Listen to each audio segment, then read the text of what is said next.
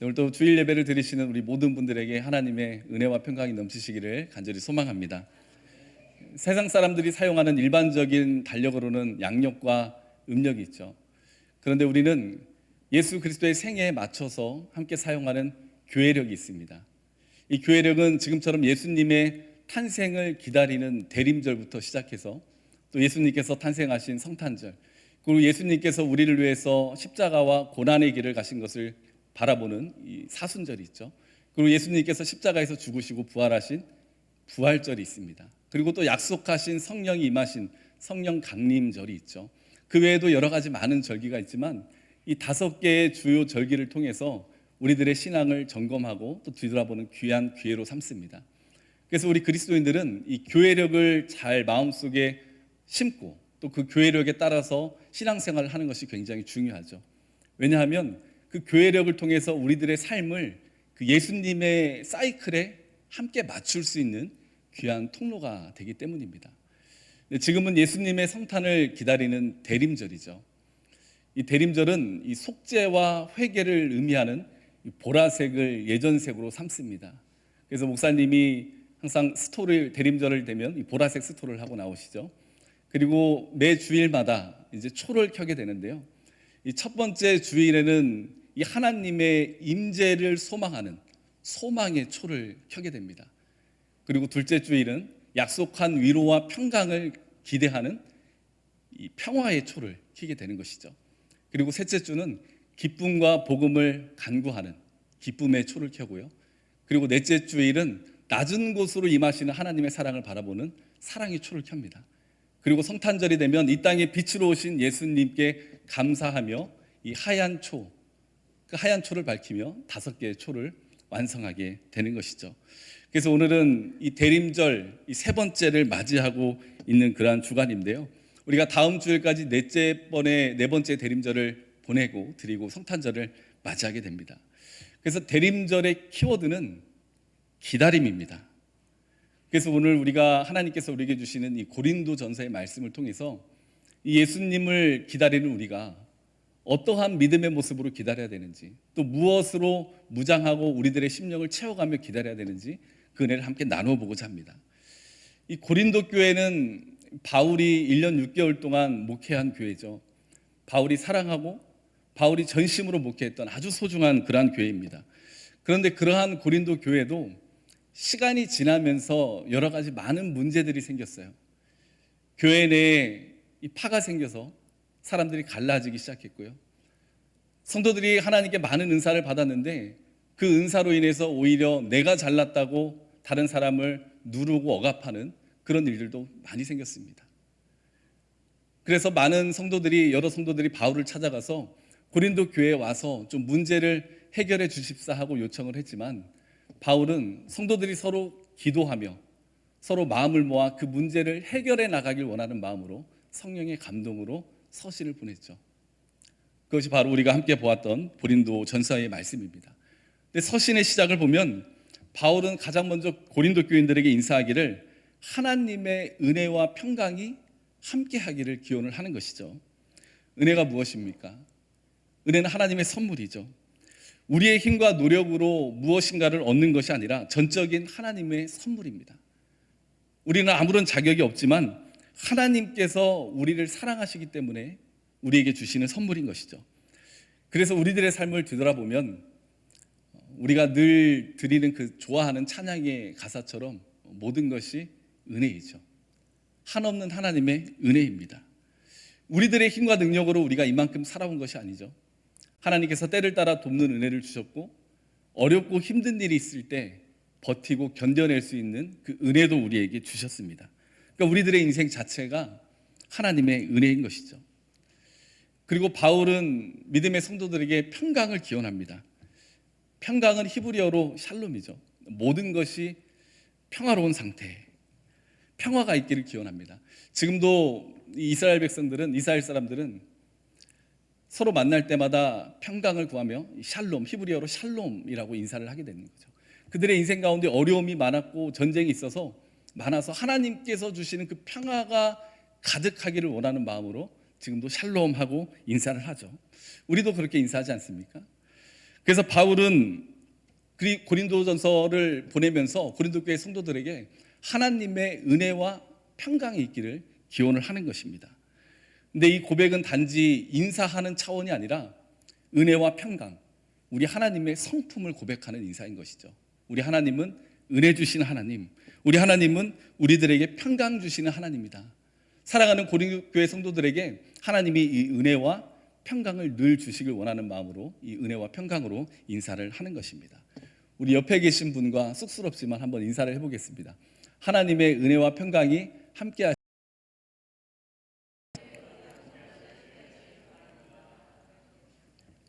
그렇습니다. 우리도 하나님의 은혜와 평강이 늘 함께하기를 많은 사람들에게 기원하고 축복하며 살아야 되는 것이죠. 이제 5절부터의 말씀을 보면 바울은 고린도 교회 성도들의 모습을 보고 하나님께 감사하고 있는데요. 물론 고린도 교회 성도들에게 문제가 많고 여러 가지 잘못된 점도 많이 있었지만 바울은 혼내고 야단치고 지적하기보다는 그들의 장점을 찾아내고 격려하고 세워주면서 더 굳건한 믿음 위에 세워질 것을 바라고 있는 것이죠. 그래서 우리가 바울이 하나님 앞에 감사하는 고린도 교회 성도들의 그 모습을 보고 우리도 닮아가기를 힘쓰고 더 굳건한 믿음의 모습으로 세워지기를 바라며 나아가야 될 것입니다. 바울이 감사했다는 것은 그 모습이 하나님께 칭찬받을 만한 모습이었다는 것 아니겠습니까? 먼저 바울이 감사했던 것이 무엇입니까? 5절에 보니 이는 너희가 그 안에서 모든 일 곧 모든 언변과 모든 지식에 풍족함으로. 이 고린도 교회는 언변과 지식에 풍족하고 뛰어난 사람들이 많이 있었습니다. 그러니까 말 잘하고 똑똑한 사람들이 많이 있었다는 거죠. 이건 고린도 지역의 특징입니다. 당시 로마 황제가 이 고린도 지역을 아주 특성화시켜서 이 교통과 경제와 문화가 발달하는 그런 도시로 세웠던 것이죠. 그래서 그리스 철학이 크게 알려지고 경제가 부흥하게 되고 똑똑하고 말 잘하고 유능한 사람들이 그 도시에 몰려들었던 것입니다. 당연히 고린도 교회에도 그런 사람들이 많이 있었던 것이죠. 자, 그런데 거기서 끝나는 것이 아니라 그 언변과 지식이 더욱더 풍성하고 견고하게 세워지기 위해서는 하나 더 있어야 될 것을 바울이 말하고 있는 것이죠. 7절에 보면 모든 은사에 부족함 없이. 은사는 헬라어로 카리스마입니다. 카리스마. 우리가 누군가에게 와, 저 사람 카리스마 있다 그렇게 말하면 보통 어떻게 생각하죠? 다른 사람을 압도하는 능력이나 어떤 권위 그렇게 생각할 때가 있는데요. 사실 그것은 카리스마의 올바른 뜻이 아닙니다. 제가 국어사전을 검색해 보니까 국어사전에도 이렇게 정의가 되어 있더라고요. 다른 사람을 매료시키고 영향을 끼치는 능력. 이것은 카리스마의 올바른 뜻이 아니죠. 카리스마는 말 그대로 은사, 하나님이 주시는 은혜입니다. 선물이에요. 고린도 교회 성도들은 하나님께 받은 선물이 참 많았어요. 병 고침의 은사, 예언의 은사, 환상, 통역, 치유, 기적. 근데 아쉬운 것은 그 은사를 가지고도 덕을 세우는 것이 아니라 오히려 내가 가진 은사가 더 뛰어나다고 방금 우리가 카리스마의 뜻을 잘못 알고 있는 것처럼 다른 사람을 누르고 억압하는데 그 은사 카리스마를 사용했던 것이죠. 그래서 바울은 고린도 교회 성도들에게 이렇게 말합니다. 고린도전서 12장 31절부터 13장 1절을 보니 너희는 더욱 큰 은사를 사모하라. 내가 또한 가장 좋은 길을 너희에게 보이리라. 내가 사람의 방언과 천사의 말을 할지라도 사랑이 없으면 소리나는 구리와 울리는 꽹과리가 되고. 그러니까 은사가 중요한데 하나님께 받은 선물이 참 중요한데 그 중에 가장 좋은 은사는 무엇이라고 말합니까? 사랑이라는 것이죠. 우리가 사랑의 은사를 구하며 살아야 된다는 것입니다. 그러니까 사실 이 사랑하는 마음조차도 하나님이 주시지 않으면 우리가 가질 수 없는 것이죠. 사촌이 땅을 사면은 축하해 줘야 되는데 그게 잘 안 돼요. 다른 사람이 좋아하고 축하하고 박수 받을 만한 일이 있으면 격려해 줘야 되는데 그게 잘 안 되죠. 오히려 다른 사람을 험담하고 다른 사람의 티는 보면서 내 눈 안에 있는 들보는 보지 못하는 그런 우리들의 모습이 많을 때가 있습니다. 그래서 예수님의 성탄을 기다리는 우리가 하나님께 더욱더 간절히 구해야 되는 은사가 있다면 사랑의 은사인 줄 믿습니다. 우리가 아무리 언변이 뛰어나고 지식이 많아도 사랑이 없으면 울리는 꽹과리에 불과하지 않다라는 것이죠. 돈이 많으면 무엇 하겠습니까? 사랑이 없는데. 많이 배우면 무엇 하겠어요? 사랑이 없는데. 말 잘하고 똑똑하고 많은 것을 누린 사람, 사랑이 없으면 결국 사람들이 그 사람을 보고 뭐라고 합니까? 저 사람 말은 잘하네 그러잖아요. 사랑이 있어야 되는 것이죠. 내가 아무리 뛰어난 능력과 아무리 좋은 은사가 있어도 사랑이 없으면 그것은 덕을 세우는 것이 아니라 혼란과 문제를 불러오는 것입니다. 이 주님의 성탄을 기다리는 대림절 기간, 주님께 사랑의 은사를 간절히 구하고 사모하며 나아가는 우리들의 믿음의 모습이 될 수 있기를 간절히 소망합니다. 그리고 바울은 그리스도를 향한 믿음 안에서 든든히 서가는 모습을 보고 하나님께 감사하죠. 6절에 보니 그리스도의 증거가 너희 중에 견고하게 되어. 우리가 가장 중요한 것은요, 그리스도를 향한 믿음 안에서 든든히 서가는 것이 가장 중요합니다. 믿음 안에 서가야 우리 가정이 튼튼한 것이죠. 믿음 안에 서가야 우리 인생이 튼튼한 것입니다. 그러니까 예수님의 성탄을 기다리는 대림절 기간, 우리들의 믿음을 점검해 봐야 돼요. 지금 우리들의 믿음의 상태는 어떻습니까? 사탄의 시험과 세상의 유혹이 와도 넘어지지 않을 그 견고한 믿음이 우리 안에 자리 잡고 있습니까? 아니면 작은 시험과 유혹만 만나도 넘어질 것 같은 그런 연약한 믿음입니까? 집이 터가 든든하고 벽돌을 든든히 쌓아야 집이 무너지지 않는 것이죠. 얼마 전에 이 순살 아파트 때문에 온 나라가 떠들썩했잖아요. 겉으로 보기에는 화려한데 안에 텅텅 비었어요. 철근이 없어요. 우리도 내면에 주님을 향한, 그리스도를 향한 그 믿음이 견고하게 자리 잡고 있어야 되는 것이죠. 우리가 시편 1편의 말씀을 보면 진짜 복 있는 사람이 어떤 사람인가에 대해서 말씀해 주시지 않습니까? 복 있는 사람은 하나님의 말씀을 주야로 묵상하는 사람. 그 사람의 인생이 어떠한 결과입니까? 그는 시냇가에 심은 나무가 철을 따라 열매를 맺으며 그 잎사귀가 마르지 아니함 같으니 그가 하는 모든 일이 다 형통하리로다. 그런데 거꾸로 그렇지 못한 사람의 인생의 결과는 악인들은 그렇지 아니하며 오직 바람에 나는 겨와 같도다. 예수 그리스도를 향한 믿음 안에서 든든히 서 있는 사람은 세상에 풍파가 찾아오고 비바람이 몰아쳐도 든든하게 서 있으며 때에 따라 풍성한 열매를 맺는데, 그러지 못한 사람은 조그만 비바람에도 이리저리 흔들리는 그러한 인생을 살게 된다는 것이죠. 우리 성도 여러분, 이 대림절 기간 우리들의 믿음을 다시 한번 점검하는 그런 복된 기회로 삼을 수 있기를 소망합니다. 우리가 비바람이 조금만 몰아쳐도 이리저리 흔들리는 그런 속이 텅텅 비어있는 순살 아파트 같은 인생이 아니라 우리들의 심령에, 우리들의 입술에 예수 그리스도가 꽉 차 있어, 예수 그리스도를 증거하는 아름다운 믿음의 고백들이 꽉 차 있어서 인생이 비바람이 불어도 흔들리지 않는 견실한 굳건한 믿음의 삶으로 우뚝우뚝 세워질 수 있기를 간절히 소망합니다. 그것이 주님께서 기뻐하시는 모습이라는 것이죠.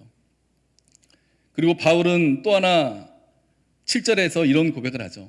너희가 모든 은사에 부족함이 없이 우리 주 예수 그리스도의 나타나심을 기다림이라. 우리 주님께서 기뻐하시는 모습 중에 하나는 주님의 나타나심을 기다림이라. 그러니까 주님을 기다리고 살아가는 자를 기뻐하신다는 겁니다. 주님을 기다린다는 것이 어떤 거일까요? 제가 예전에 어렸을 적에 초등학교 다닐 때, 그때는 이제 국민학교라고 명칭할 때였는데요, 그때 단미선교회라는 이단이 있었죠. 예수님이 몇 월 며칠에 재림하신다. 그래서 직장도 그만두고 학교도 그만두고 일상을 다 포기하고 하얀색 한복 입고 산으로 올라간 사람들이 많았어요. 온 나라가 막 떠들썩했죠. 저도 그 초등학교에 같은 반 친구가 온 가족이 올라간 친구가 있었습니다. 그게 기억이 나요. 근데 우리 예수님이 오는 그 시간과 그 날은 우리가 아무도 알지 못하죠. 마태복음 24장의 말씀을 보면 그날과 그때는 아무도 모르나니 하늘의 천사들도 아들도 모르고 오직 아버지만 아시느니라. 우리가 주님의 다시 오심을 기다린다는 것은 일상과 모든 삶을 다 포기하고 시한부 종말론자처럼 이 세상을 살아가는 것이 아닙니다. 주님을 기다린다는 것, 그것은 매일매일 주님을 의식하고 살아가겠다는 것이죠. 주님을 매일매일 바라보고 살아가겠다는 것입니다. 내가 어떠한 결정을 내릴 때 이거 정말 주님께서 원하시는 결정일까? 어떠한 선택을 할 때 주님께서 정말 기뻐하시는 선택일까? 주님께서 나에게 원하시는 모습이 무엇일까? 이렇게 매일매일 순간순간 주님을 의식하고 살아가는 것, 그것이 주님을 기다리는 자의 믿음의 모습이라는 것이죠. 잠언 3장의 말씀을 보면 너는 범사의 그를 인정하라. 그리하면 내 길을 지도하시리라. 우리가 대림절 기간 솔직하게 나 스스로 한번 뒤돌아봐야 돼요. 내가 정말 주님을 어디까지 인정하고 있는가? 교회에 오면은 인정하고 있는데 가정에 가면, 일터에 가면, 자녀들 교육 문제 앞에서, 취업의 문제 앞에서 내가 정말 주님을 인정하고 있는가? 의식하고 있는가? 점검해 봐야죠. 우리는 무엇을 먹을까? 무엇을 마실까? 자녀 교육은 어떻게 시킬까? 어디를 갈까? 어디에 취업할까? 염려는 하는데 주님을 인정하지 못할 때가 많이 있어요. 주님 무엇을 먹을까요? 무엇을 마실까요? 자녀 교육은 어떻게 시킬까요? 어디로 가야 될까요? 순간순간 인정하지 못할 때가 많이 있는 것이죠. 바울의 감사 제목, 그리스도의 나타내심을 기다림이라. 주님을 기다리는 삶, 우리가 순간순간 주님을 인정하고 의식해드리는 그 믿음의 모습으로 살아갈 수 있기를 간절히 소망합니다. 그래서 우리는 성탄절이 되면 다가오면 메리 크리스마스 인사하잖아요. 그러면서 우리들의 삶은 매일 크리스마스처럼 살아야 돼요. 매일매일 주님과 교제하고 주님을 의식하고 주님을 바라보는 믿음의 삶, 그것이 주님을 기다리는 자의 모습이라는 것이죠.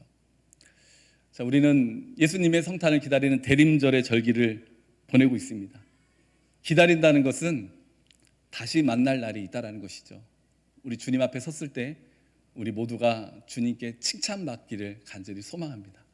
주님 만났을 때 어색하고 뻘쭘한 관계가 아니라 주님께서 오늘 말씀의 제목처럼 잘하고 있었다고, 그동안 애를 많이 썼다고, 믿음으로 굳건하게 잘 살아왔다고 칭찬받을 수 있는 우리들이 될 수 있기를 소망합니다.